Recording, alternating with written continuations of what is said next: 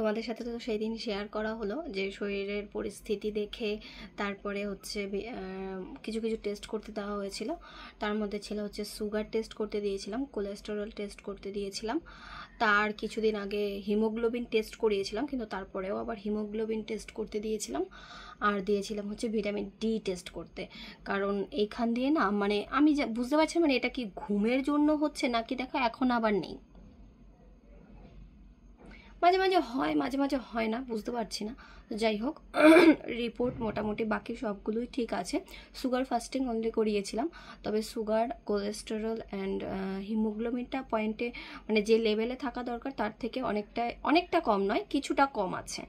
তো যাই হোক, হিমোগ্লোবিনটা মোটামুটি ঠিক আছে, বললো যে হিমোগ্লোবিন নিয়ে কোনো অসুবিধা নেই। কিন্তু প্রবলেম হচ্ছে যে ভিটামিন ডিটা যেই পরিমাণে থাকা দরকার তার থেকে লেভেল অনেকটাই কম। তো সেই কারণে ভিটামিন ডি এর কারণেই আমার মনে হয় আমার এত উইকনেস বা কোনো কিছু করলে মানে করতে ইচ্ছে করে না, যেতে ইচ্ছে করে না, এরকম ধরনের ব্যাপার আর কি। যাই হোক, বললো মানে যে রিপোর্ট দিতে এসেছিলো ওই দাদা বললেন যে ভিটামিন ডি এর জন্য একটা ডাক্তার দেখাও। তো মোটামুটি এখন প্রবলেম তেমন কিছু নেই, মানে শরীরে এমনি কোনো প্রবলেম নেই, শুধু ঘুম পায়, এই জন্য মেনলি এই টেস্টগুলো করানো হয়েছিল। তবে মোটামুটি বাকি সব রিপোর্টগুলোই ঠিক আছে। ভিটামিন ডি এর বললো যে খাবার দাবার যদি কিছুটা কম থাকে তবে খাবার দাবারই সেরে যায়, কিন্তু যতটা লেভেল কমে গেছে তার জন্য ডক্টর দেখাতে হবে, সাপ্লিমেন্ট খেতে হবে। তো তোমরা অনেকেই আমাকে কমেন্ট করে জিজ্ঞাসা করছো যে দিদিভাই তুমি যে রিপোর্ট করাতে দিলে সেটা কি হলো, তো সেই জন্যই তোমাদের সাথে শেয়ার করে দিলাম বা জানিয়ে দিলাম যে রিপোর্ট মোটামুটি বাকিগুলো সবই ঠিক আছে, শুধু ভিটামিন ডিটা কম আছে।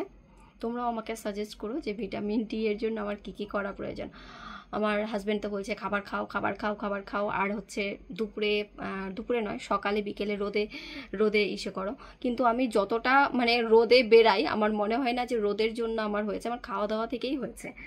তো যাই হোক, আর সে স্কুল খোলা থাকলে সকালবেলা ঘুম থেকে ওঠা হয়, তো এখন ভাবছি যখন সকালে ঘুম থেকে উঠবো তখন তারপরে তো আবার ওকে স্কুলে পাঠিয়ে দেওয়ার পরে শুয়ে পড়ি, কিন্তু সেই সময়টা আমি ভেবেছি প্রায় আধ ঘন্টা কি 20 মিনিট মতো আমি ছাদে গিয়ে একটু রোদে থেকে আসবো আর কি।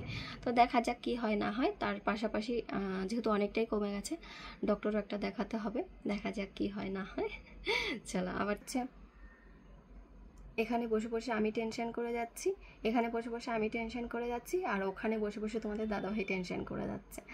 যাই হোক, টেনশনে থাকি আর মানে টেনশনে ছিলাম আর কি। রিপোর্ট ভিটামিন ডিটা মোটামুটি বললো যে 1 মাস খানেক মতো ওষুধ খেলে ঠিক হয়ে যায়, কোনো অসুবিধা হয় না। তো সেই কারণে টেনশন অনেকটাই কমেছে, তোমাদের দাদাভাইও কিছুটা রিল্যাক্স হয়েছে। কি হয় বলো তো আমাদের ক্ষেত্রে, যখন তোমাদের দাদাভাই ওখানে থাকে তখন মানে ওর যদি কোনো শরীর খারাপ হয় তখন এখানে থেকে আমরা চিন্তা করি, আর আমার যখন এখানে থাকি তখন ও ওইখান থেকে চিন্তা করে।